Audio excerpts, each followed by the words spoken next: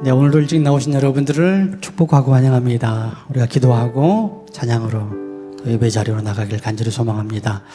우리의 마음을 열고 기도하고 주님 앞으로 나아가겠습니다. 거룩하신 하나님,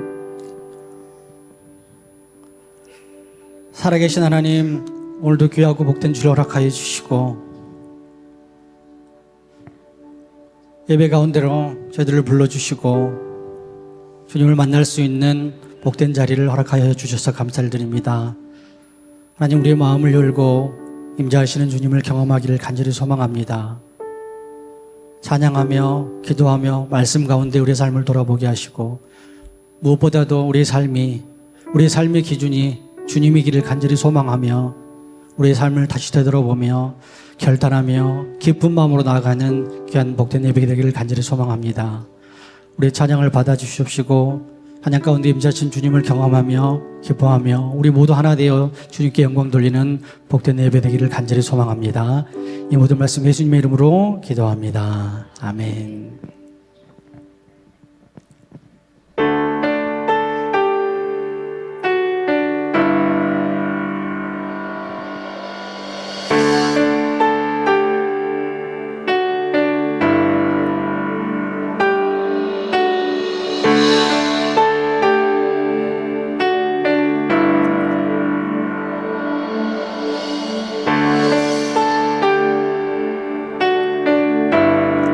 예수 하나님의 공의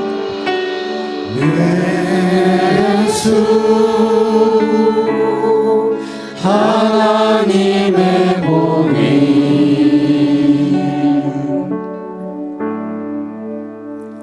주독 생각 그의 나라 임하시네.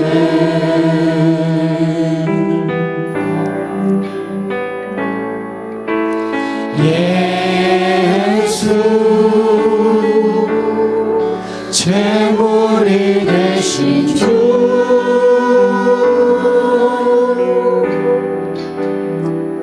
영광 중에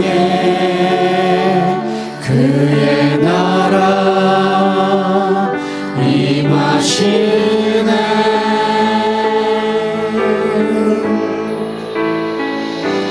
주의 나라 영원하며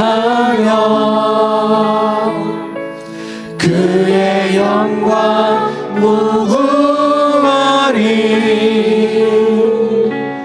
왕의 위엄과 능력이 이제 임하였으니 주의 주권과 주의 통치와 주의 나라 힘과 권세 임하네. 예수 하나님의 공의. 예수 하나님의 사랑, 예수 하나님의 사랑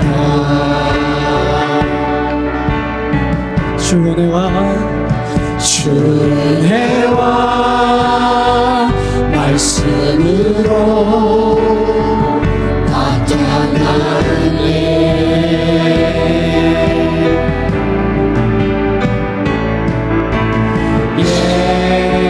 예수 거룩한 하나님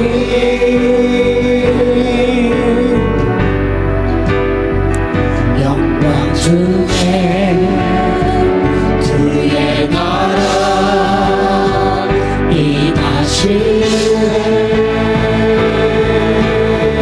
주의 나라 영원하며 주의 나라 영원하며 그의 영광 무궁하리. 왕의 위엄과 능력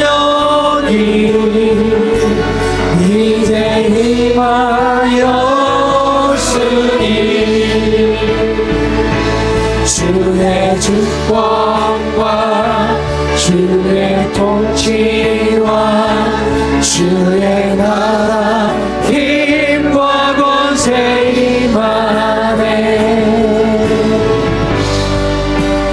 예수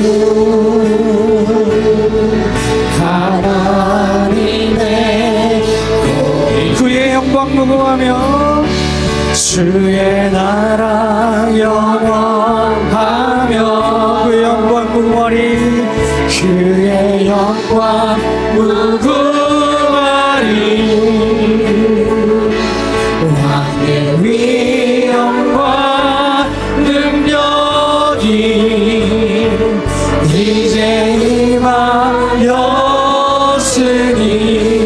주의 주권과 주의 주권과 주의 통치와 주의 나라 힘과 권세 임하네.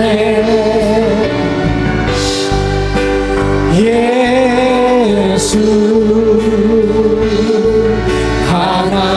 하나님의 한 번 더 할까요? 주의 나라 영원하며 주의 나라 영원하며 그의 영광 무궁하리. 왕의 위엄과 능력이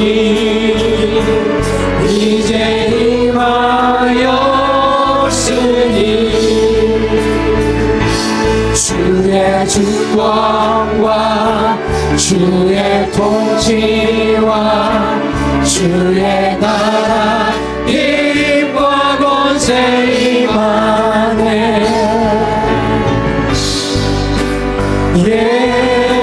예수 하나님의 거룩 주님의 나라와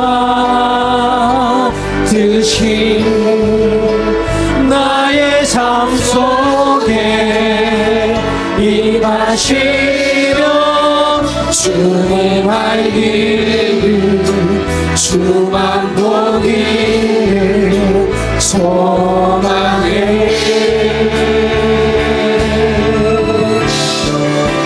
거룩히 살아가 힘과 두려움 없는 믿음 주신 나의 하나님 완전한 사랑 사랑해. 주님의 나라와 주님의 나라와 뜻이 나의 삶 속에 임하시며 주님 알기 주만 보기를 주만 보기를 소망해. 거룩히 살아가 그렇게 살아가 힘과 두려움 없는 믿음 주신 나의 하나님 완전한 사랑 사랑해. 한번 할까요? 주님의 나라와 주님의 나라와 뜻이 나의 삶 속에 임하시며 주님 알기를 주만 보기를 소망해.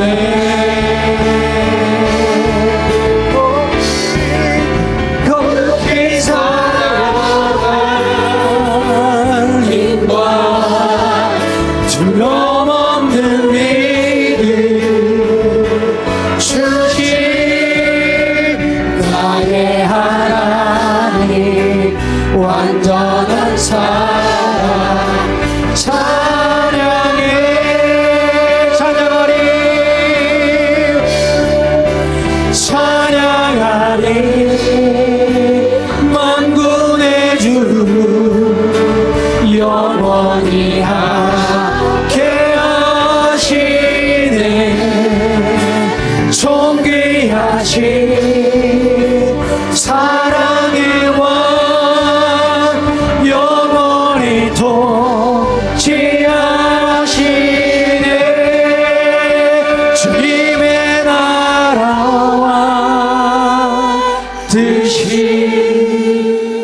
나의 삶 속에 임하시며 주님 알기를 주만 보기를 소망해. 거룩히 살아가 거룩히 살아가 힘과 두려움 없는 믿음 주신 나의 하나님 완전한 사랑 찬양해.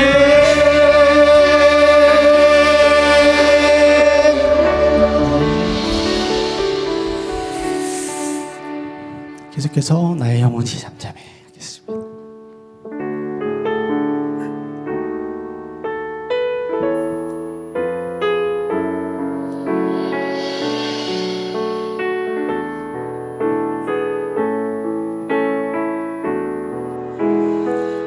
나의 영혼이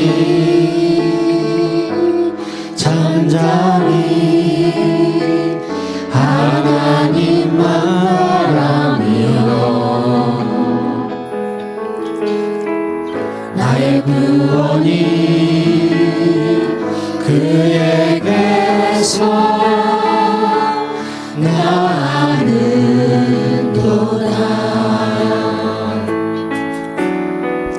나의 영혼아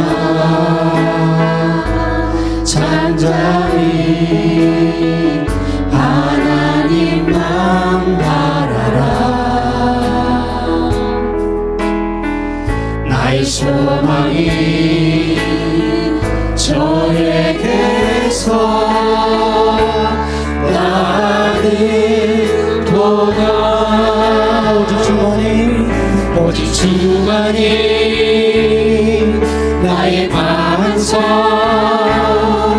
나의 구원이시니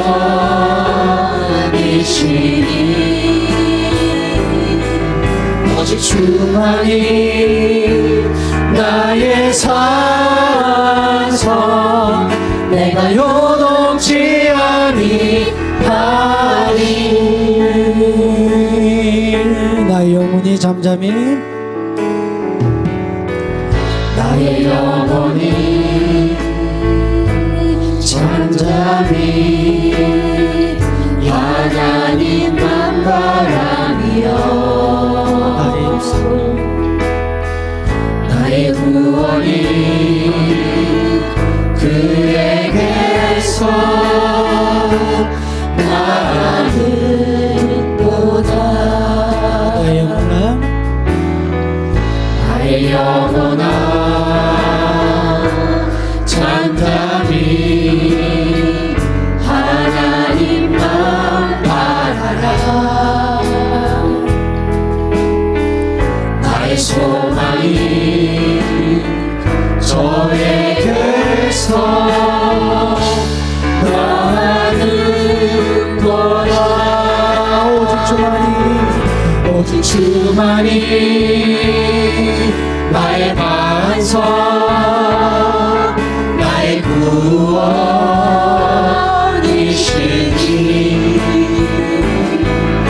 오직 주만이 나의 산성 내가 요동치 아니하. 오직 주만이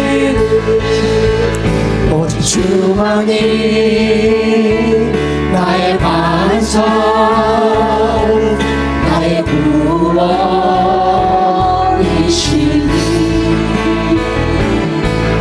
오직 주만이 나의 산성 내가 요동치 아니하리. 나의 구원 나의 영광 나의 구원 나의 영광 하나님께 있으니 내 힘의 반석과 피난처 되시네. 주만이 오직 주만이 나의 산성 나의 구원이시니 오직 주만이 나의 산성 내가 요동치 아니 하나 공평하신 하나님이 공평하신 하나님이 나람이 가진 건 다 없지만 공평하신 하나님이 나람이 없는 것 같게 한 번 더 공평하신 하나님이 공평하신 하나님이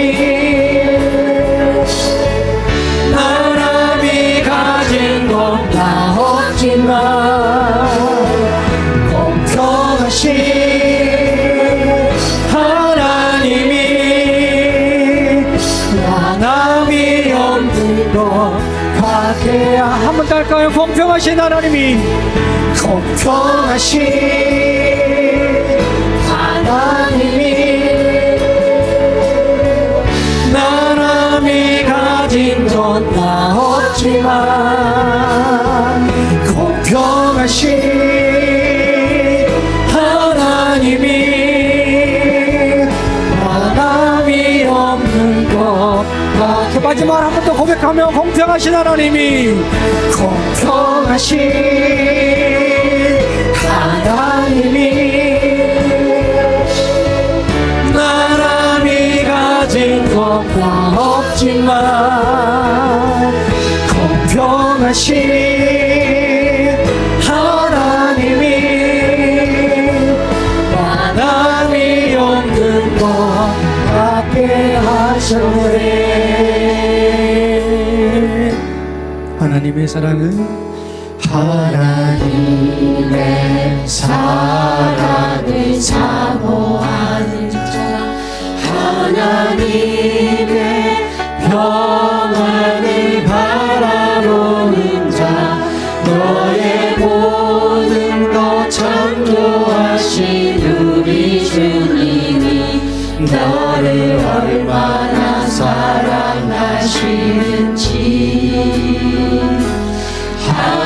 하나님께 찬양과 경배하는 자 하나님의 선하심을 닮아가는 자 너의 모든 것 창조하신 우리 주님이 너를 자녀로 삼으셨네.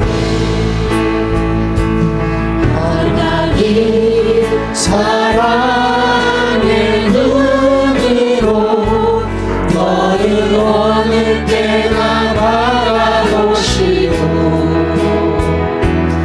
하나님 인간 비로소 언제나 너에게 기울이시니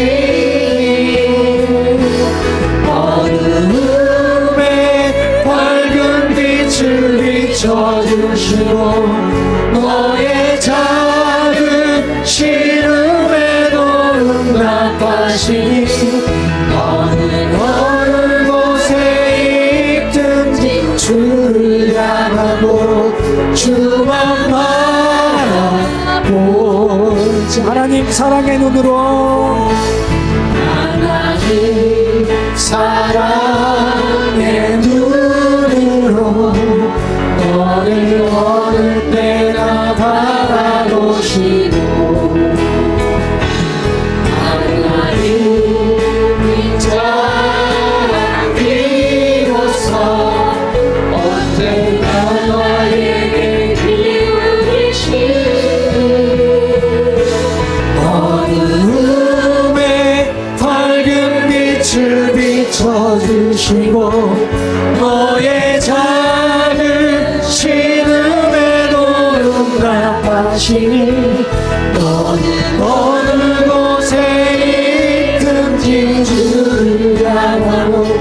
주만 바라볼지라 주만 바라볼지라 주만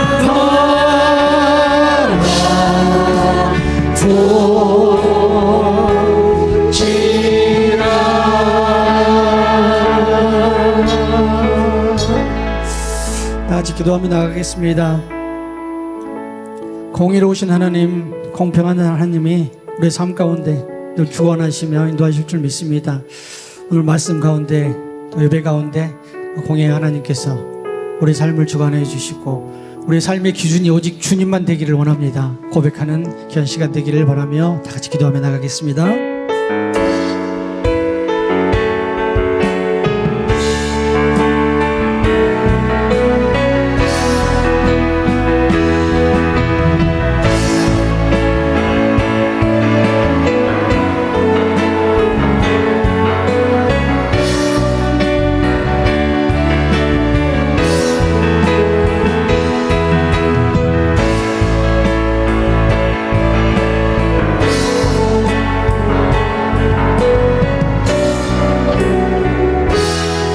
구약성경 아모스 7장 7절부터 9절까지 말씀입니다. 구약성경 1281쪽입니다. 아모스 7장 7절부터 9절까지 말씀을 제가 받들겠습니다. 또 내게 보이신 것이 이러하니라. 다림줄을 가지고 쌓은 담 곁에 주께서 손에 다림줄을 잡고 서셨더니 여호와께서 내게 이르시되 아모스야 네가 무엇을 보느냐? 내가 대답하되 다림줄이니이다. 주께서 이르시되 내가 다림줄을 내 백성 이스라엘 가운데 두고 다시는 용서하지 아니하리니 이삭의 산당들이 황폐되며 이스라엘의 성소들이 파괴될 것이라. 내가 일어나 칼로 여로보암의 집을 치리라 하시니라. 아멘. 인사 한번 하겠습니다. 말씀이 깨달아지시기를 축복합니다. 예, 제가 이제 7월 하반기를 시작하면서 지난주부터 우리가 하반기 삶을 하나님의 기준을 따라서 하나님의 방법을 따라서 한번 살아보자.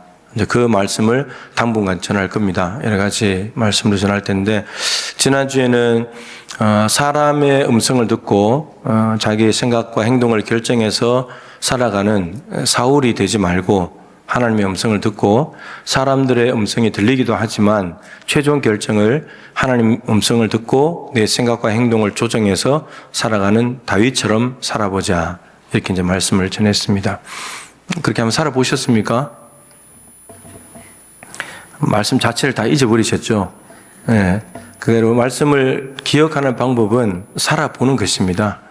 그래야 알죠. 네. 오늘은 하나님의 다림줄이라는 제목으로 말씀을 전하겠습니다. 다림줄은 이제 우리 젊은 청년들은 잘 모를 수도 있는데 이게 이렇게 원뿔처럼 생긴 이렇게 줄에 이렇게 길게 달아 놓은 것이죠. 그래서 건축을 할 때 이렇게 벽돌을 쌓아갈 때 혹은 기둥을 쌓을 때 이 줄을 내려서 이 벽돌이 기둥이 수직으로 이렇게 잘 올라가고 있는지를 이제 기준이 되는 잣대이죠. 그래서 수직에 맞게 벽돌을 잘 쌓아 올려야지만 이게 잘 쌓아지는 거고 모양도 아름답게 되고 튼튼하게 쌓아지는 거죠. 그런데 다림줄을 신뢰하지 못하고 다림줄이 있는데도 불구하고 내가 잘할 수 있어 이러면서 내가 알아서 쌓아가면 이게 잘 쌓아지는 것 같아도 나중에 가면 이게 기울어져 있거나 삐뚤삐뚤을 하게 되고 그러면 결국 부실 공사가 되는 거고 건물도 이제 무너지게 되는 이런 일이 생기죠.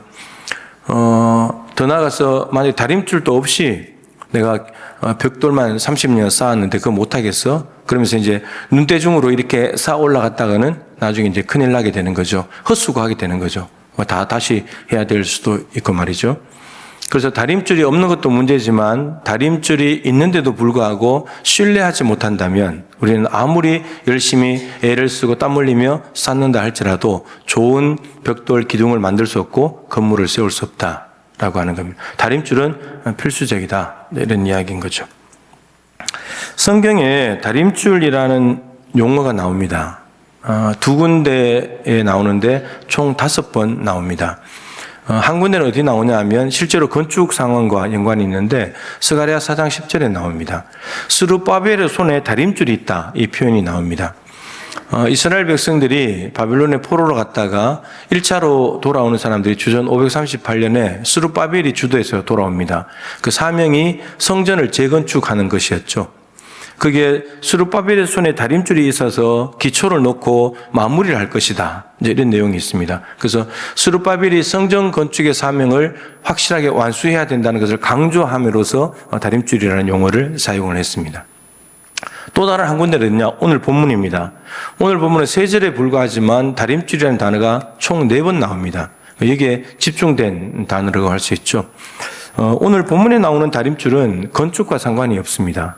오히려 건축과 연관을 시킨다면 다 세워진 북이스라엘과 상관이 있습니다. 하나님의 백성들, 나라와 상관이 있습니다. 여러분, 하나님께도 다림줄이 있다는 거죠. 주께서 다림줄을 가지고 서셨다, 이렇게 했는데, 이 다림줄을 건축업자들은 내려서 벽돌을 샀지만 하나님의 다림줄은 뭐하냐? 북이스라엘이라는 나라가 있는데 거기에 다림줄을 내린 겁니다. 그래서 다림줄대로 잘 되었는지를, 북이스라엘이 지금 신앙적으로 괜찮은지, 영적으로 하나님을 잘 섬기는지, 나라가 잘 돌아가고 있는지를 하나님께서 측정을 하시겠다는 거죠. 하나님의 기준으로. 아모스라는 선지자는 주전 8세기 예언자입니다. 주전 8세기 예언자가 총 4명인데 아모스, 호세아, 이사야, 미가 총 4명인데 제일 첫 번째 활동을 했던 사람이 아모스 선지자입니다. 아모스는 이제 분열 왕국 시대니까 남유다 출신입니다. 근데 하나님께서 북이스라엘에 보내가지고 예언 활동을 하게 했습니다. 그런데 북이스라엘에 참 선지자가 없다는 말이죠. 아마시아라고 하는 거짓 선지자가 있었는데 아모스를 보내가지고 예언 활동을 하게 했습니다.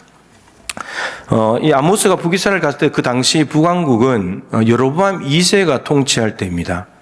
그러니까 솔로몬 이후에 나라가 남북으로 나눠졌을 때 남유다는 첫 번째 임금이 솔로몬의 아들인 르호보암, 이 초대 임금이었고, 북이스라엘 북왕국은 군대 장관이었던 여로보암이 북이스라엘의 왕이 되었습니다. 초대 왕이 된 거죠. 그 사람은 여로보암 1세, 그리고 세월이 지나서 지금 주전 8세기에는 여로보암 2세가 북왕국을 다스리고 있습니다. 이 북왕국을 여로보암 2세가 다스릴 때는 가장 넓은 영토를 확보를 했습니다. 그리고 경제적으로 아주 번영할 때였습니다. 국민소득이 막 몇만 불씩 올라가고 너무나 살기 좋은 때였죠. 그래서 풍성하다 보니까 하나님께 제물과 절기 때 희생을 엄청나게 잘 갖다 드렸습니다. 잘 갖다 드렸고, 그리고 뭐 나라가 영토가 넓다는 말은 다른 나라, 주변 나라들을 확보했다는 말은 나라가 그만큼 국력이 강해졌다는 것이고, 경제적으로 번영을 하니까 잘 사는 풍요로운 나라가 됐다는 것이죠. 그러니까 누가 봐도 문제가 없어 보입니다. 그죠? 하나님께 제사도 잘 드리지, 그리고 나라도 넓은 영토를 가지고 안정되어 있지, 경제적으로 풍요로움을 누리고 있지, 뭐 어딜 봐도 문제가 없을 것 같아 보이는데, 그런데 하나님께서 다림줄을 북이스라엘에 딱 내렸는데 오늘 8절 말씀 하반절에 다시는 용서하지 않겠다. 그리고 9절에서는 내가 여로보암의 집을, 여로보암이라는 나라, 그 가문도 되겠지만 나라를 다 멸망시키겠다. 그러니까 뭔가 문제가 있다는 말이죠. 북왕국 여로보암과 백성들이 볼 때는 너무나 하나님께도 잘하고 있고 나라도 강성하고 풍요로움을 누리고 있기 때문에 문제 없다고, 잘 되고 있다고, 형통하다고 생각하고 있는데, 근데 하나님께서 다림줄을 내려봤을 때 이거는 심각하다, 이렇게 된 거죠. 그러니까 북왕국 여로보암과 백성들이 생각하는 기준, 이게 옳아, 우린 잘 되고 있어, 이 기준하고 하나님이 보실 때 옳아, 이게 옳은 거야 라는 기준이 다르다는 거죠. 4대 교회, 아시아 7교회 중에 4대 교회, 살았다는 이름은 가졌으나, 그 4대 교회 교인들이 생각할 때 우리 교회는 살아있어, 이렇게 생각을 했다는 거죠. 근데 주님이 보실 때 죽었어. 정반대잖아요. 살았다는 거, 죽었다는 것은. 교인들은 우리 교회는 살아있는 교회야, 역동적인 교회야, 이렇게 말하고 있는데 주님께서 보실 때는 너희들 교회 죽었어. 아무리 사람이 많이 모이고 경제적으로 부유하다 할지라도 주님 보실 때 죽은 교회는 죽은 교회죠. 그러니까 사람들이 생각하는 다림줄이 있고 하나님이 생각하시는 다림줄이 따로 있다는 말입니다. 그러면 이스라엘에 지금 무슨 문제가 있을까? 말씀드린 대로 하나님께 제물도 잘 드리고 나라도 넓어졌고 풍요로움을 누리고 있는데, 근데 그 이면에 들어가서 보게 되면 심각한 문제들이 있습니다. 우선은 주전 8세기는 어떤 상황이냐면, 이사야서가 좀 잘 보여주고 아모스에도 있는데 하나님께 희생과 제물을 잘 드렸다 했잖아요. 근데 정말 어마어마한 제물을 가지고 오거든요. 안식일만 되면 제물을 갖다 드리는데, 근데 문제는 뭐냐면 마음이 성전에 없어요. 제물만 갖다 드렸지, 안식일만 그 예배하는 시간만 지켰지 하나님께 마음을 주지 않아요. 그리고 손에 피를 묻히고 죄를 지으며 살아가고, 그러니까 예배가 형식화된 거죠. 율법주의. 그래서 안식일에 제물만 잔뜩 가져가면 하나님 우리를 용서하신다, 봐주신다, 우리를 사랑하시고 구원하실 거다, 이렇게 생각을 하는 거죠. 그리고 안식일이 딱 지나면 바로 죄 짓기 시작하고, 그러니까 절기 때 희생 제물을 많이 갖다 드리는 것 같았지만 예배가 형식주의에 빠져있는, 율법주의에 빠져있는, 종교적으로 타락하고 부패한 시대였다라고 하는 거죠. 자, 그리고 좀 더 내면의 삶 속을 들여다보면 2장 6절부터 8절에 북이스라엘의 죄가 나옵니다. 여기에 하나님께서 이스라엘의 서너 가지 죄로 말미암아 내가 그 벌을 돌이키지 않을 것이다. 서너 가지 죄가 있대요. 근데 실제로 6절부터 8절까지는 7가지 죄가 있어요. 그럼 서너 가지 죄라고 한 이유는 그 7가지 죄를 종류별로 좀 나눠보면 묶을 수 있거든요. 그 한 3가지 정도로 묶을 수 있어요. 첫 번째, 뭐가 문제냐? 재판에 문제가 있어요. 자, 첫 번째가 뭐냐면 은을 받고 의인을 판대요. 돈을 받고 의인을 판다는 말은 법정에서 의인이 왔는데 근데 뇌물을 받아가지고 의인을 죄인으로 만드는 거예요. 사법부가 무너진 거죠. 공의가 무너진 거예요. 그리고 신발 한 켤레로 가난한 자를 팔아버린대요. 이게 다 뇌물을 받고 가난한 자는 죄 있어, 이렇게 되는 거죠. 그러니까 우리나라도 유전무죄, 무전유죄. 돈이 있는 사람은 죄가 있어도 죄가 없는 것처럼 되고, 돈이 없는 사람은 죄가 없어도 죄가 있는 것처럼 되는 거고, 이렇게 됐다는 겁니다, 지금. 그리고 두 번째 큰 죄가 뭐냐면 약자들을 괴롭혀요.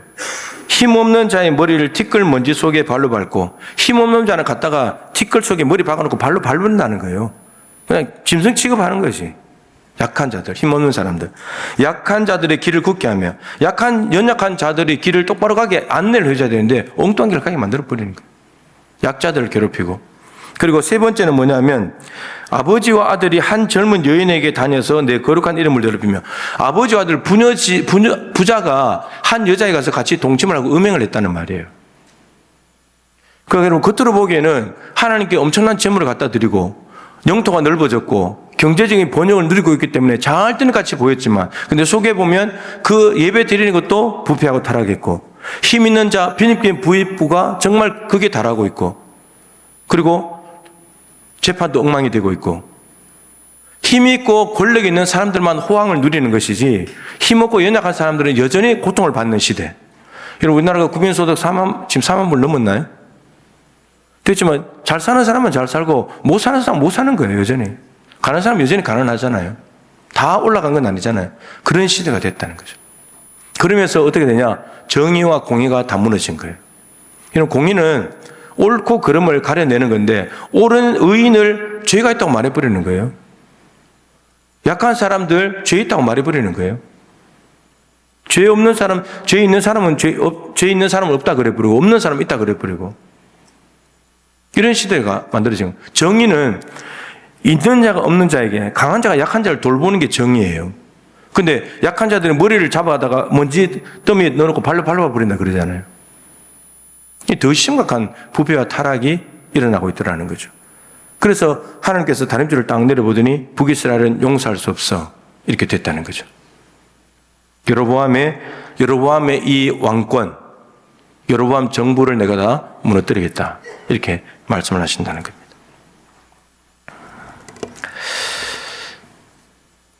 믿는 사람의 기준은 당연히 하나님의 다림줄이어야 되죠.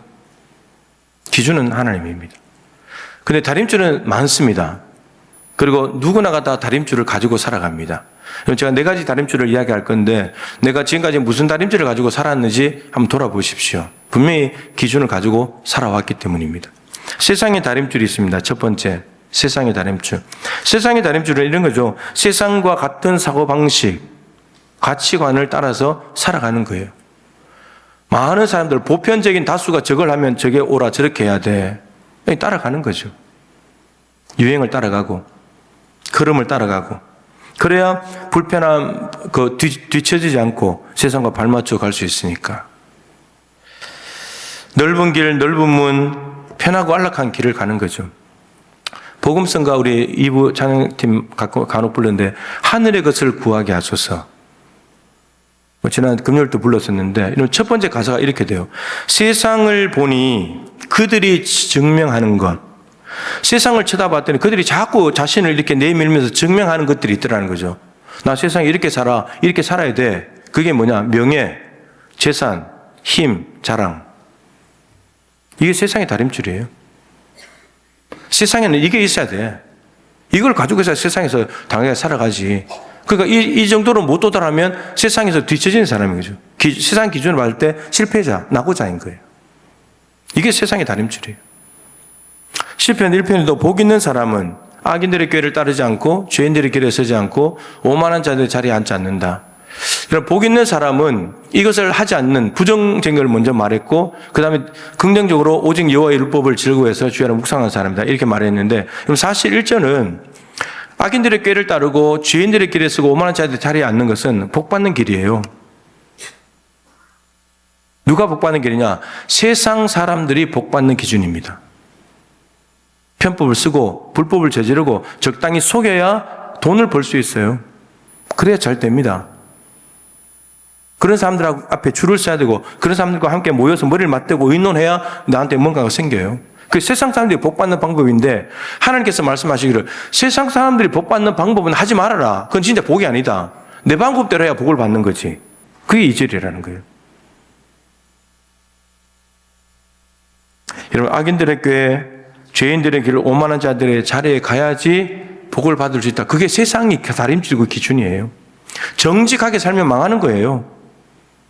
진실을 말하면 그 바보 같은 짓인 거예요. 적당히 속일 줄도 알고 거짓말도 치고 뻥도 쳐야 돈도 생기고 자리도 얻는 거지. 그게 세상의 다림줄이에요. 우리가 그 수많은 유혹 속에 노출돼서 살아가고 있잖아요. 두 번째는 마귀의 다림줄이에요. 마귀도 여러분 다림줄이 있어요. 마귀는 우선은 속이는 자잖아요. 그 속이는 거죠. 네가 하나님 되면 돼.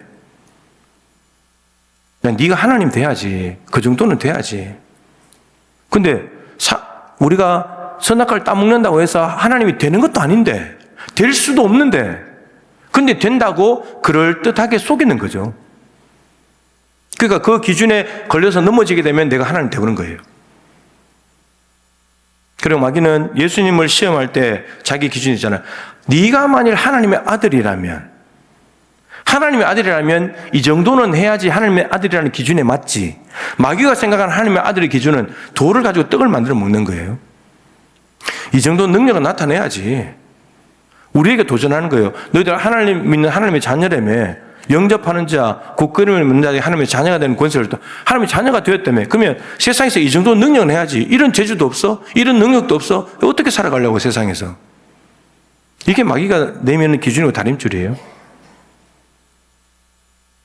성전 꼭대기 올라가서 뛰어내려라.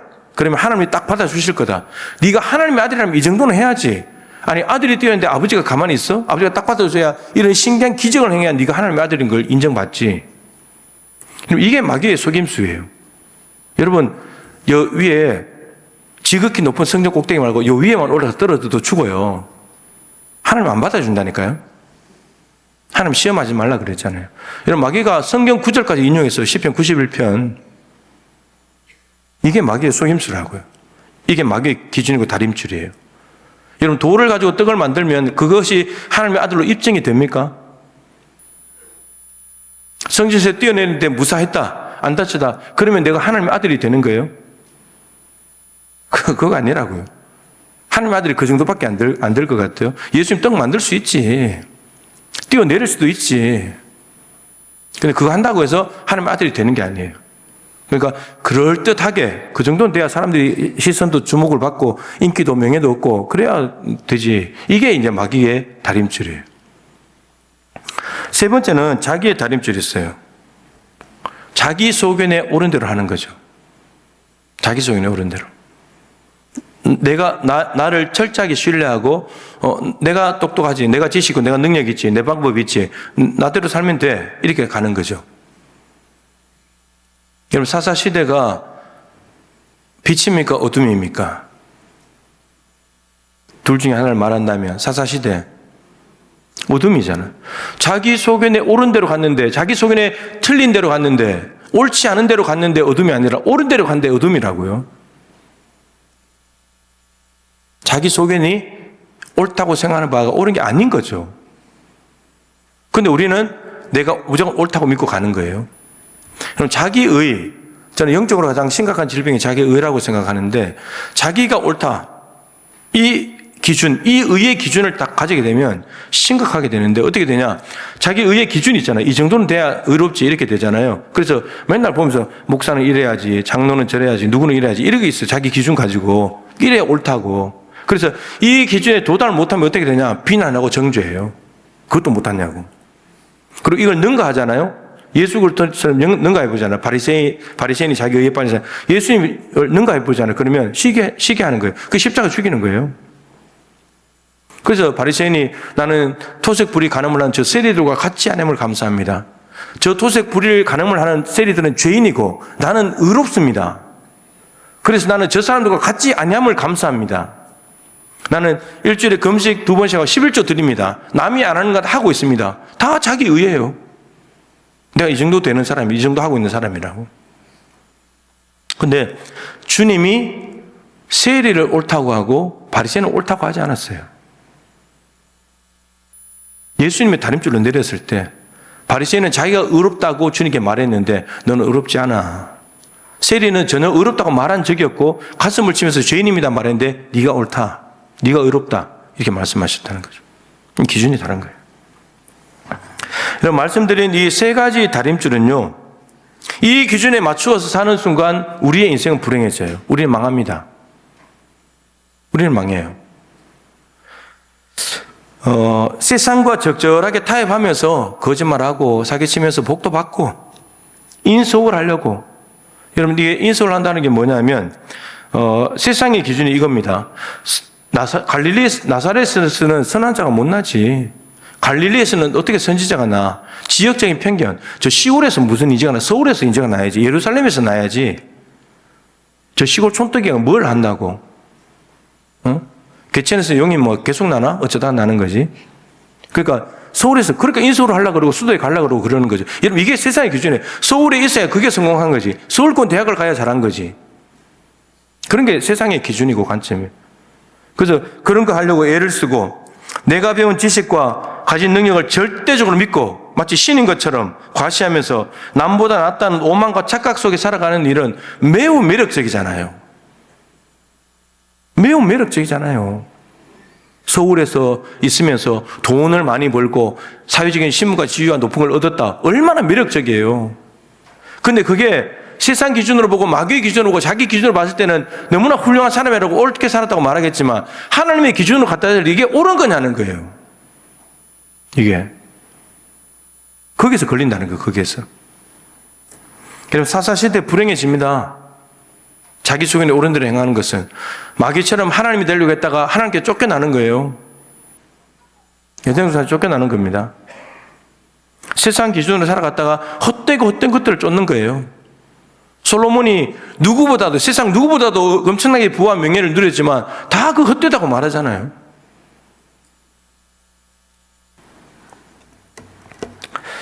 이 세 가지 기준들은 다 우리를 불행하게 만드는 기준들이에요. 근데 문제는 우리가 이런 기준들을 자꾸 따라간다는 거죠. 자꾸 따라가서 살아본다는 거예요. 세상도 마귀도 우리 자신도 결코 우리를 바른 길로 인도하거나 행복하게 할 수 있는 능력이 없는 잘못된 기준들입니다. 올바른 기준은 하나님의 다림줄입니다. 하나님의 다림줄은 앞에 나온 세 가지와는 질적으로 전혀 다른 다림줄입니다. 이 앞에 세 가지 것들은요, 세상의 것을, 세상을 자꾸 바라보게 만들어요. 세상의 힘과 부와 명예를 자꾸 쫓게 만들고, 이 땅에서 하나님 돼서 잘 살면 된다 그러고, 능력을 행하고 인과 명예를 얻으라 그러고, 내 속에는 옳은 대로 이 땅에서 살고, 다 이 세상이고 땅을 보게 만들거든요. 근데 하나님의 다림줄은 위를 보게 만든다고요. 위를 보게. 자, 하나님의 다림줄은 앞에 나온 세 가지 다림줄을 극복하고 뛰어넘습니다. 그러면서 전혀 다른 길을 우리에게 제시하시는 거죠. 정말 우리를 잘되게 하고 형통하게 하는 다림줄이 하나님의 다림줄입니다. 그럼 그 다림줄이 뭔가? 이게 중요하잖아요. 자, 첫 번째 말씀드린 세상의 다림줄은 넓으면 넓은 길로 가는 겁니다. 그죠? 그런데 하나님의 다림줄은 뭐냐? 좁으면 좁은 길로 가는 거예요. 그래서 시편 1편 2절에 악인들의 꾀, 죄인들의 길을 오만한 자들이 서지 말고 오직 여호와의 율법을 즐거워해서 그 율법을 주하러 묵상하는 사람이 복 있는 사람이다. 이게 하나님의 방법이고 하나님의 다림줄이에요. 여러분, 왜 하나님의 율법을 날마다 들여다 묵상하는 사람이 복 있는 사람인가? 정말 이렇게 하면 복이 있을 것 같아요. 말씀을 묵상하고 살면 복 받을 것 같아요. 여러분, 이 말씀 안에는 악인들의 꾀를 뛰어넘는 하나님의 지혜가 있어요. 하나님의 지혜를 가지고 살라는 거예요. 악인들의 꾀를 따르지 말고. 죄인들의 길, 여러분, 이 말씀 자체가 길이잖아요. 길. 예수님이 길이잖아요. 올바른 길을 가라는 거예요. 죄인들의 길을 가지 말고 여기에 진짜 길이 있는데 오만한 자들과 자리를 같이해서 머리를 맞대고 앉아본들 나쁜 생각만 나올 거 아니에요. 하나님 앞에 가서 골방에 가서 엎드려서 하나님의 말씀을 들으라 이거예요. 더불어 마음을 같이 오로지 기도에 힘쓰더라. 더불어 마음을 같이 기도하는 자리에 가라는 거예요. 그럼 거기서 하나님의 놀라운 은혜와 능력이 나오니까 그렇게 살아라는 거죠. 그러니까 말씀을 묵상하고 이 율법을 즐거워해서 묵상하며 살아가는 게 이게 별 볼 일 없는 삶 같고 아무것도 못하는 무능력한 삶 같지만 이게 진짜 복받는 길이라는 거예요. 세상의 다림줄을 뛰어넘을 수 있는 이게 하나님의 다림줄입니다. 마귀는 능력을 행해라 그러잖아요. 돌을 가지고 떡을 만들어 먹으라, 뛰어내리면 받아준다, 신기한 일을 행하라고 자꾸 그러는데 예수님께서 그때 말씀하셨죠. 사람이 떡으로만 사는 것이 아니고 하나님의 말씀으로 살아간다. 그래서 예수님께서 하나님의 말씀을 인용해서 마귀를 물리치고 뛰어내려라 성경 구절까지 인용하면서 두 번째 시험한 그 시험에 대해서 하나님을 시험하지 마라. 말씀으로 물리쳐버리잖아요. 여러분, 그리스도인의 진정한 능력은 하나님의 말씀대로 살아가는 삶의 방식에서 나옵니다. 돌을 가지고 떡을 만드는 능력이 아니라요. 여러분, 하나님께서 우리에게 뭐 대단한 일을 하라고 우리를 부르신 게 아니에요. 그냥 내 말씀대로 살아라. 여러분, 그러면 거기서 능력이 나오는 거예요. 이 말씀이 살아있기 때문에. 말씀이 능력이니까. 우리에게 능력이 없잖아요. 무슨 능력이 있어요? 그리고 우리가 뭐 신기한 일을 만약 충돌해가지고 박았는데 살아났다. 그럼 그게 하나님의 아들, 우리가 하나님의 자녀라는 증거가 되나요? 불신자도 그런 일이 있을 텐데. 그런 걸로는 하나님의 자녀됨을 입증하지 못한다는 거죠. 하나님 자녀의 삶은 하나님의 말씀이 옳다는 걸 믿고 세상에도 여전히 통한다는 걸 믿고 말씀과 세상이 다르지만 말씀이 옳다는 걸 믿고 말씀대로 살아가는 거. 그게 하나님의 자녀의 기준이고 하나님 자녀됨을 보여주는 증거가 되는 거죠. 그렇게 살라는 거예요. 마태복음 7장 21절 23절에 말씀하시잖아요. 주여 내가 주의 이름으로 선지자 노릇하고 귀신 쫓아내고 권능을 행했습니다. 여러분 어마어마한 일을 행했는데 엄청난 능력을 행했는데 근데 예수님께서 그 사람을 정말 반갑게 맞아주는 것이 아니라 불법을 행한 자들아 떠나가라. 나는 네가 누군지 모른다. 이런 마귀의 기준으로 한다면 선지자 노릇하고 귀신 쫓아내고 권능을 행했으면 하나님의 아들이라는 증거가 되잖아요.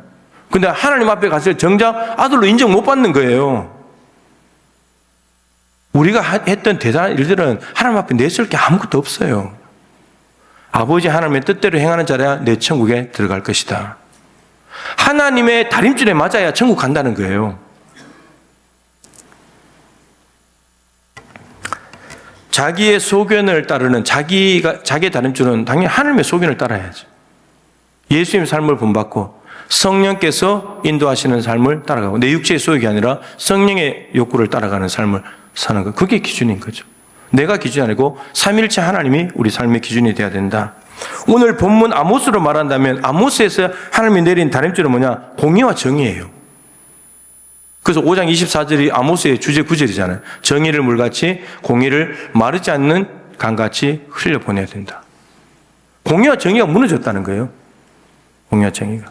여러분, 공의와 정의는 매우 중요합니다. 공의라는 것은 아까 말씀대로 나누는 것이고 정의는 이렇게 베풀어주고 나눠주는 것인데 하나님 나라의 통치 원리가 공의와 정의입니다. 아까 찬양했잖아요. 예수, 하나님의 공의, 하나님의 사랑. 여러분, 하나님은 공의로우신 분이기 때문에 죄인을 심판해야 됩니다. 그래서 우리의 모든 죄를 예수께 뒤집어 씌워가지고 예수가 죄인이니까 공의로운 심판을 해서 죽이신 겁니다. 그 예수가 하나님의 공의를 드러내는 표현인 거죠. 그러면서도 우리를 사랑하시는 하나님의 사랑이 예수를 통해서 나타난 겁니다. 하나님은 아들이라고 봐주지 않아요. 가장 공의로우신 분이기 때문에. 그래야 하나님 나라가 세워지니까. 여러분, 아브라함을 부르신 이유가 마태 창세기 18장 19절에 나옵니다. 의와 공도를 행하게 하려고 너를 택했다고. 바벨탑 사건으로 다 흩어버렸는데 70민족이 흩어졌는데 그 중에서 하나님이 새로운 하나님 나라의 민족을 만들려고 한 명 택했는데 아브라함을 택했거든요. 근데 왜 택했냐? 하나님 나라 만드는데 어떻게? 의와 공도를 행하게 해서.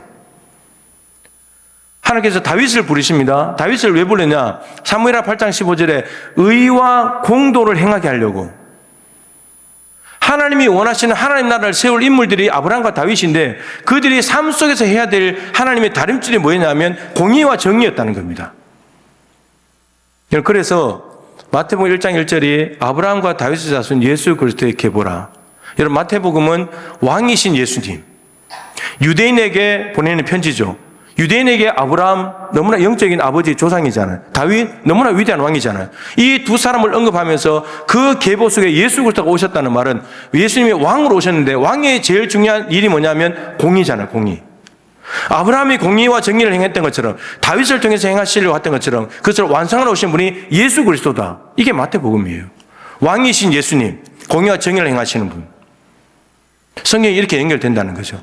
그래서 공의와 정의는 너무너무 중요한 주제입니다. 여러분, 하나님이 보시기에 좋아야 돼요. 세상이 어떤 기준을 가지고 나를 바라보든 세상 기준으로 보면 여기 실패자 많잖아요. 마귀의 기준으로 봐도 실패자 많고 뭐 돌을 가지고 떡을 못 만드는데 뭐 어떻게? 자기 소견에 옳은 대로 해가지고 여기다 내가 옳은 대로가 잘 됐다 인생 자랑할 만한 인생이 있습니까? 없잖아요. 안 되는 거야, 안 되는 거. 이런 게 중요한 게 아닌 거죠. 근데 우리가 자꾸 안 되는 것에, 망하는 것에 자꾸 쫓아간다니까요. 하나님이 보시기 좋았더라. 여러분, 하나님께서 천지 만물을 만들 때 보시기에 좋았더라. 보시기에 좋았더라. 인간을 만드시고 보시기에 심히 좋았더라. 여러분, 이 보시기에 좋았더라는 말은 이번에 디자인 잘 나왔네, 해, 달별 잘 만들어졌네, 모양이 좋네, 색깔이 좋네, 이게 아니고 만드신 분의 뜻과 의도대로 되었다, 이런 말이에요. 만드신 분이 중요하다고요. 하나님이 보시기에 좋았더라고. 세상이 보기에 여러분이 좋은 것이 아니고 마귀가 보기에 좋은 것이 아니라 우리가 보기에 우리 자신이 좋은 것이 아니라 나를 만드신 분이 보시기에 좋았더라. 기준이 하나님이라고요. 하나님. 근데 아담과 하와 이후로 태어난 모든 인간들이 죄의 본성을 가지고 태어났기 때문에 다 하나님의 형상이 보시기에 좋았더라가 다 왜곡되고 삐뚤어져 있는 거예요. 삐뚤어져 있어요. 근데 하나님께서 놀랍게도 이 인간 세상 안에 보시기에 좋았더라는 모델을 만들더라고요. 모델을 세우시길 원하세요. 예수 그리스도가 당연히 그러겠지만 예수님이 오시기 전에 하나님 보시기에 좋았더라. 그 모델이 누구냐? 대표적으로 다윗이에요. 다윗. 열왕기상 15장 5절을 보면 다윗이 우리아의 일 외에 바세바 사건 이외에 평생에 하나님이 보시기에 정직하게 행하였더라. 여러분, 지금 구약성경 배우고 있는데 신명기 역사서, 역대기 역사서 있잖아요. 역대기 역사서는 다윗이나 솔로몬의 부족한 부분들은 안 적잖아요. 다윗 왕조의 위대함을 드러내야 되기 때문에 좋은 점만 다 적어 놓잖아요. 근데 여호수아부터 열왕기 하까지는 다윗이 잘한 점도 적고 못한 점도 적어요. 근데 잘한 점과 못한 점을 다 적어 놓은 신명기 역사 중에 하나인 열왕기상 15장에서 신명기 역사가 뭐라고 말하냐면 다윗이라는 인물은 우리아의 일 외에 평생에 그거 하나 빼놓고 하나님이 보시기에 너무나 정직하게 행한 사람이다. 하나님이 보시기에 좋았더라는 사람이다. 이거예요. 여러분, 나쁜 거 빼고 적는다면 좀 보시기 좋았다 이렇게 될 만한데, 근데 부정한 것까지도 다 적어놨는데도 불구하고 그거 하나 빼고 나머지는 여호와 보시기에 정말 좋게 토부 보시기에 좋았더라 이렇게 말하고 있다는 거죠. 하나님은 이런 다윗과 같은 사람들을 세우기를 원하신다는 거예요. 하나님의 기준의 사람, 하나님 보시기에 좋았더라. 말씀 마치면서 여러분, 가장 중요한 하나님의 다림줄은 여러 가지로 말할 수 있겠지만 딱 종합하면 하나님의 말씀이에요. 하나님의 말씀. 이게 우리의 유일한 다림줄이에요. 여러분, 선지자들, 아모스와 같이 선지자들이 왜 나타나느냐를 생각을 해야 돼요. 선지자들이 나타나는 이유는 하나님의 말씀을 전하기 위함인데, 그 하나님의 말씀을 전하는 이유는 이거죠. 이스라엘 백성들이 길을 모르고 있을 때 길을 알려줘요. 잘못된 길을 가고 있을 때 책망하고 심판이 있다고 말하면서 돌아오라고 말해요. 망하라는 것이 아니라 돌아와서 살라는 거예요. 근데 이스라엘 백성들이 지금 북왕국이 잘못 살고 있을 때 하나님께서 아모스를 보낸 이유가 뭐냐면, 아모스가 기분이 나빠서 책망을 선고하는 것이 아니에요.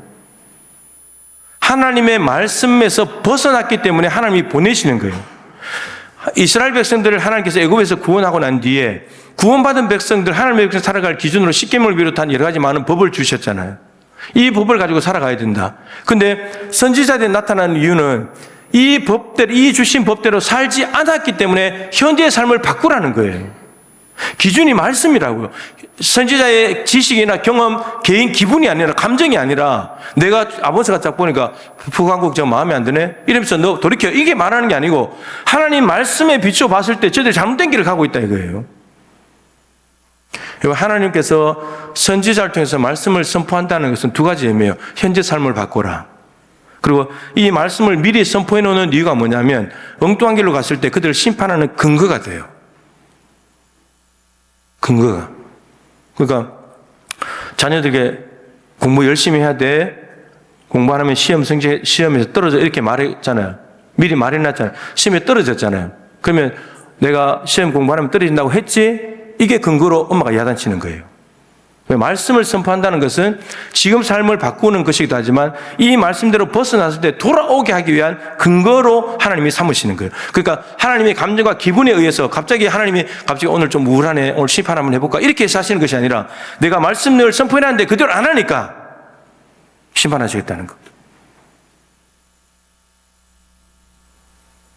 디모데후서 3장 16절 말씀에 모든 성경은 하나님의 감동으로 된 것으로 교훈과 책망과 바르게 함과 의로 교육하기에 유익하다.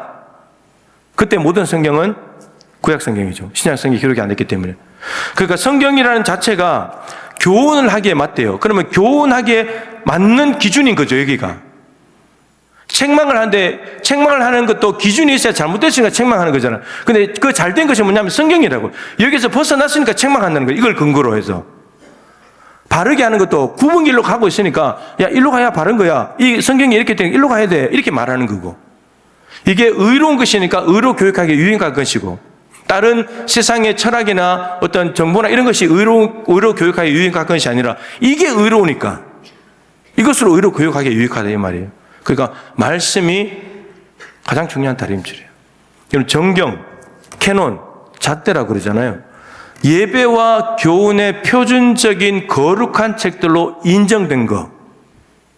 여러분, 도마 복음서, 베드로 복음서, 성경이 많이 있어요. 마카베오, 위경, 외경 이런 거 많이 있거든요. 근데 그 많은 책들 중에서 정경이라는 잣대 기준을 가지고 걸러낸 것이 66권이라고요. 더 많은데.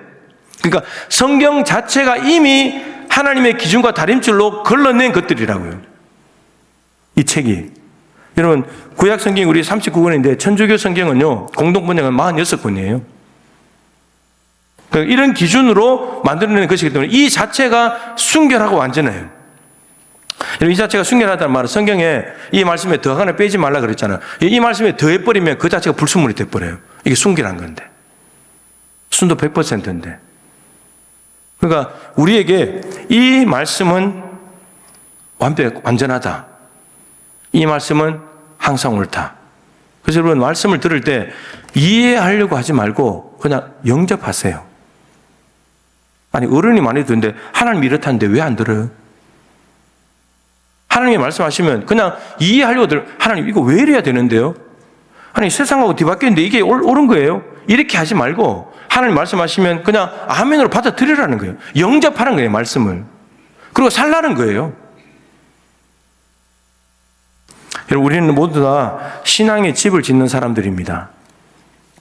그죠? 기초도 마태복음 24장 산상수훈 결론으로 말씀을 듣고 행하는 자가 반석 위에 집을 짓는 사람이다. 그리고 이후에 말씀의 반석 위에 집을 지어가는 것도 다 말씀이라는 다림줄을 가지고 지어가야지 나중에 완성된 집이 됩니다. 여러분, 신앙의 집을 지었다면 중공검사를 해야 되잖아요. 하나님이 다림줄을 내렸을 때 중공검사에 합격을 해야 돼요. 근데 그 합격 기준이 성경이라고요. 여러분들이 아무리 밤낮을 설치면서 일을 하고 열심을 다하고 땀 흘리며 일하고 남잘 때 일하고 아무리 열심히 살아서 수십 년을 살아서 신앙의 집을 지었다 하더라도 가정을 세우고 일터를 꾸렸다 하더라도 하나님의 다림줄을 말씀으로 딱 내렸을 때 잘못됐다 그럼 부실공사예요. 하나님이 보시기에 좋았더라 안 된단 말이에요. 분명히 하나님 앞에 일대로 평가받는 날이 올 건데 여러분 말씀을 사랑하십시오. 말씀을 읽으십시오. 말씀을 영접하십시오. 그리고 살아보려고 몸부림치십시오. 3일 지나면 잊어버리고 그러지 말고 살아보려고 애를 써야 말씀이 기억됩니다. 예. 그래야 내가 일주일 동안에 신앙의 집을 잘 지어가는 거죠. 벽돌 몇 장이라도 제대로 올릴 거잖아요. 그래야 또 계속 집을 지어가는 거니까. 하나님 앞에 마지막 날에 인정받는 하나님 보시기에 좋았더라. 이 근사한 집을 지어가는 우리 동부 가족들이 되실 수 있기를 주님의 이름으로 축복합니다. 네, 우리 찬양 한 곡 올려드리고요. 우리 힘있게 올려드리고 우리의 마음과 결정과 결단을 담아서 주님 뜻대로 살기로 했네. 이 찬양인데 예전에 여러분이 알고 있던 다른과 좀 다른 버전인데 한번 찬양 올려드리겠습니다.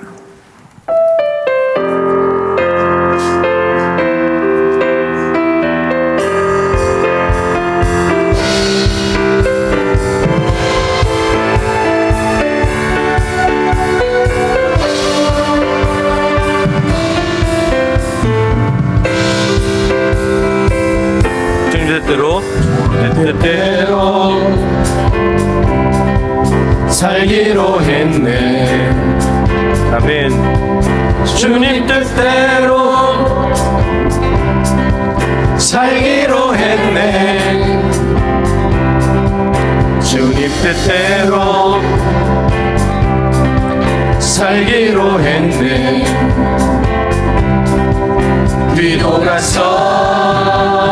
뒤돌아서지 않겠네. 뒤돌아서지 않겠네. 어떠한 시련이 와도 수많은 유혹 속에도 신실하신 주님 약속 나 붙들리라. 세상이 이해 못하고 우리를 조롱하여도 신실하신 주님 약속만 붙들리라. 돌아서지 않으리. 2절 찬양합니다. 이 세상 사람 날 몰라줘도 이 세상 사람 날 몰라줘도 이 세상 사람 날 몰라줘도 이 세상 사람 날 몰라줘도 뒤돌아서지 않겠네. 뒤돌아서지 않겠네. 어떠한 시련이 와도 수많은 유혹 속에도 신실하신 주님 약속 나 붙들리라.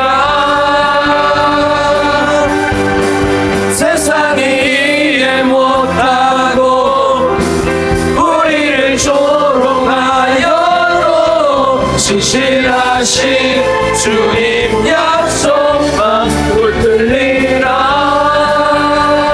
영원으로 서지 않으리. 우리 3절 찬양합니다. 세상 등지고 십자가 보내. 세상 등지고 십자가 보내. 아멘. 세상 등지고 십자가 보내. 세상 등지고 십자가 보내. 뒤돌아서지 않겠네. 뒤돌아서지 않겠네. 아멘. 어떠한 시련이 와도 수많은 유혹 속에도 시실하신 주님 약속 난 붙들리라. 세상이 이해 못하고 우리를 조롱하여도 진실하신 주님 약속만 붙들리라. 어떠한 시련이 와도 어떠한 시련이 와도 수많은 유혹 속에도 진실하신 주님 약속 난 붙들리라. 세상이 이해 못하고 우리를 조롱하여도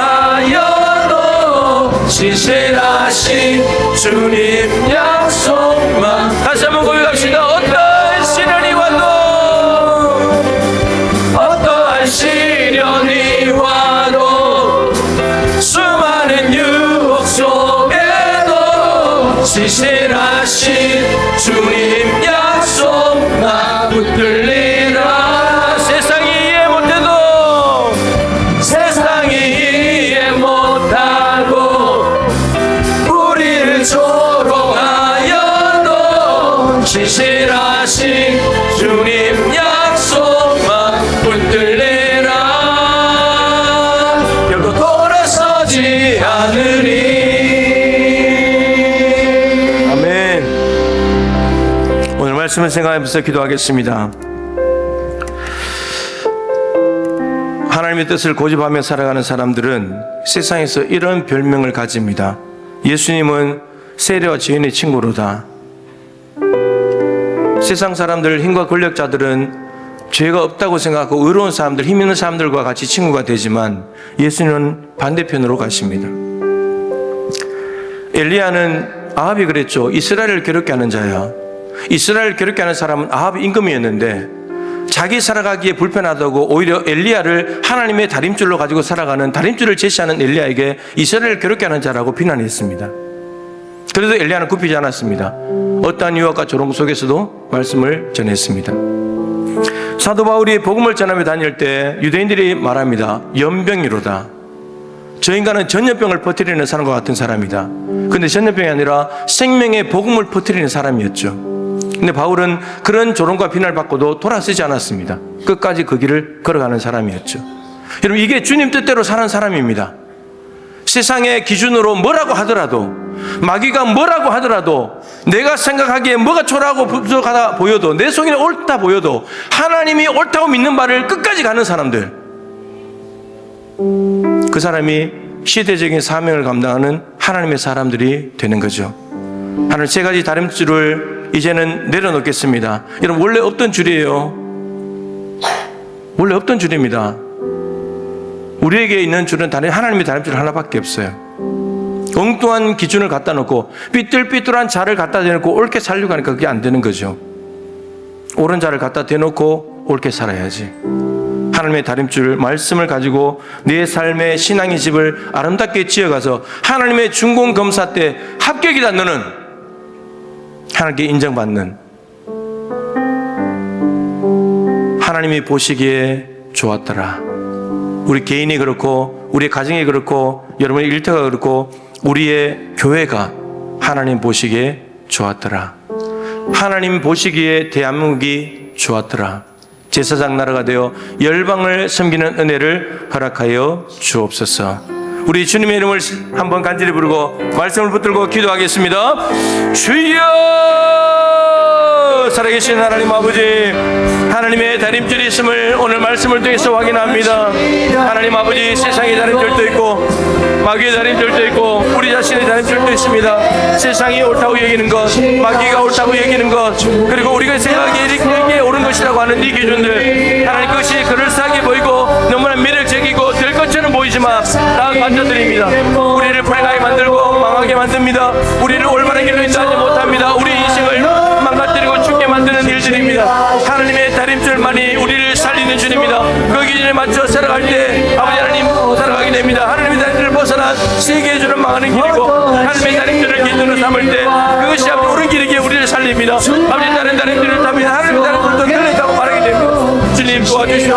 이제 우리에게 있던 어리석음의 다림줄, 아버지 불행과 멸망으로 가는 다림줄 다 제거하게 도와주시고 아버지 하나님의 다림줄만을 의식하며 그 말씀을 가지고 늘 그 말씀에 맞게 우리의 삶의 말씀을 올려갖고 말씀이 이끄시는 대로 하나님 앞에 여전히 어디로 갈까요, 무엇을 할까요, 어떻게 할까요 이쯤에서 그 길만을 따라감으로 말미암아 하루하루 한 달 한 달 신앙의 집을 잘 지어가서 나중에 반석 위에 지은 지혜로운 사람, 비가 나고 바람 불고 잔투가 나도 홍수가 나도 끄떡하지 않는 견고한 집을 세워 하나님의 죽은 것 앞에서 너는 합격이다, 너는 합격이다, 내 신앙이지만 잘 지었구나, 내가 보기에 너무나 좋은 집이구나, 하나님 앞에 영광 올려드리는 우리 모두가 되기를 원합니다. 우리 각자 성도의 가정의 집이 되게 하시고 가정이 아버지를 그런 집이 되게 하시고 일터가 그렇게 되게 해주시고 우리 교회가 하나님 보시기에 대한민국이 아버지 하나님의 다림줄에 맞아가는 교회가 되기를 원합니다. 점점점 하나님의 다림줄에 맞아가서 보시기에 좋았더라, 다윗과 같이 병생이 하나님 보시기에 좋았더라, 그런 사람이 되어갈 수 있도록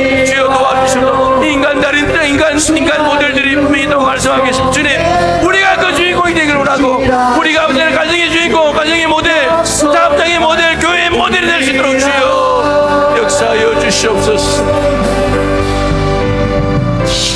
하나님, 세상의 다림줄 너무 매력적입니다. 마귀의 다림줄 더 매력적입니다. 자기 속인에 옳은 길 옳아 보입니다. 근데 다 죽고 망하는 길을 드립니다. 우리에게는 하나님의 다림줄이 있다고 말씀하시고 그 다림줄에 맞게 지은 사람, 지은 집, 지은 나라만이 견고하고 아름답게 세워지고 하나님 앞에서 중공검사 합격이고 하나님이 보살피시는 곳이 되고 하나님 보시기에 좋았더라, 하나님께 영광 올려드리는 곳이 된다고 말씀하십니다. 주님, 우리의 잘못된 다림줄을 가지고 있습니까? 오늘 이 시간에 다 제거하기를 원합니다. 버리기를 원합니다. 이제 하나님의 다림줄로 바꾸게 하여 주시옵소서. 그래야 말씀을 듣고 순종하는 반석 위에 집을 짓고 한 벽돌 한 장씩, 기둥 하나씩 정말 말씀에 맞게 세워나감으로 말미암아서 하나님 앞에 인정받고 그 삶이 시냇가에 심은 나무같이 형통한 삶을 살아갈 수 있도록 주여 은혜를 베풀어 주시옵소서. 세 가지 다림줄을 따라가지 않는다고 해서 그 기준에 맞지 않는다고 해서 우리가 불행하고 사회적으로 실패한 인생이고 잘못 산 인생이 아니라 오히려 저들이 잘못 산 인생이요, 하나님이 보실 때 아름다운 인생이 정말 아름다운 인생이기에 천국에 가는 것도 하나님 보시기에 아름다운 사람이 가기에 하나님의 다림줄이 우리의 유일한 기준이 되게 하시고 잣대가 되게 하여 주시옵소서. 그러기에 말씀을 사모하고 말씀을 자꾸 읽고 말씀을 자꾸 듣고 말씀을 암송하고 말씀을 묵상하고 기도의 자리에 가고 하나님의 지혜를 배우고 그래서 세상에 이런저런 방식들 다 능가하는 하나님의 사람으로 우뚝 세워질 수 있도록 도와주시옵시고 말씀대로 살아가는 그 자체가 능력이 나타나는 것인데 하나님의 능력을 드러내며 살아가는 우리 모든 동무의 가족들이 되게 하여 주시옵소서. 귀한 예물을 구별합니다. 하나님 영광을 받아주시옵시고 각종 제목의 예물을 드리는 손길들을 복되게 하시고 아버지 하나님, 이 예물들이 쓰임받는 곳에 사용되어 주는 곳에 하나님의 사랑과 은혜가 흘러가게 도와주시옵시고 하나님이 줄로 재어준 구역 안에 살아가는 성도의 삶의 모든 자리들마다 때마다 일마다 평강하게 주께서 함께하여 주옵시고 아버지 하나님, 깜부기와 같은 한재와 같은 것들이 들지 않도록 도와주십시고, 날마다 시내 가마에 심은 나무 같은 번성하고 철마다 과일을 맺게 하시고 가뭄을 내도 걱정이 없도록 우리 주님께서 도와주시옵소서. 하나님, 오늘 함께 예배하는 교회학교 우리 자녀들도 하나님의 말씀을 귀하게 여기고 말씀을 귀담아 듣고 그 말씀을 기준 삼아 살아갈 때 우리 자녀들 어릴 때부터 다니엘과 같이 하나님 보시기에 좋았더라 다윗과 같은 그런 인생이 될 줄로 믿사오니 우리 자녀들이 그렇게 자라게 하시고 세상의 신앙적인 모델로 세워지게 하여 주시옵소서. 여름 행사를 준비하고 있습니다. 우리 교육자들 교사들에게 성령의 충만함을 허락하여 주옵시고, 먼저 엎드려 겸손하게 기도할 때 지금까지 했던 노하우 지식 경험이 아니라 하나님 나는 못합니다, 마치 원래 처음 하는 것처럼 하나님 앞에 엎드려 기도할 때 우리 하나님께서 놀라운 은혜와 지혜와 능력을 주셔서 어느 해보다도 더 능히 잘 감당하게 하시고 더 생각지 못했던 하나님의 능력과 풍성한 은혜로 갚아 주실 줄로 믿습니다. 우리 이제부터 청소년 무술에 마칠 때까지 함께하여 주시옵소서. 하나님, 병약한 성도들을 축복하며 기도합니다. 머리부터 발끝까지 하나님 만져주시옵소서. 손대어 주시옵소서.